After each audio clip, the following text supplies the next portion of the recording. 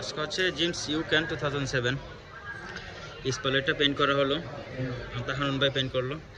এবং এগুলা LT jet না, এটা হচ্ছে এলটি ক্রোম আসে না, এটাতে আমরা ক্রোম ইনস্টল করলাম, এখানে ক্রোম ইনস্টল করলাম, এইটাতেও ক্রোম ইনস্টল করলাম, ওয়াইপারটাতেও ক্রোম লাগালাম।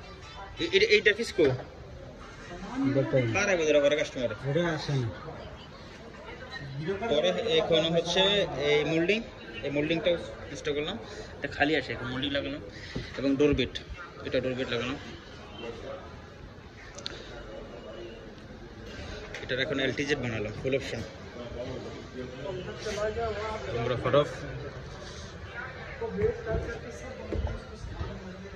পরে হচ্ছে স্টারিং, সেলাই স্টারিং।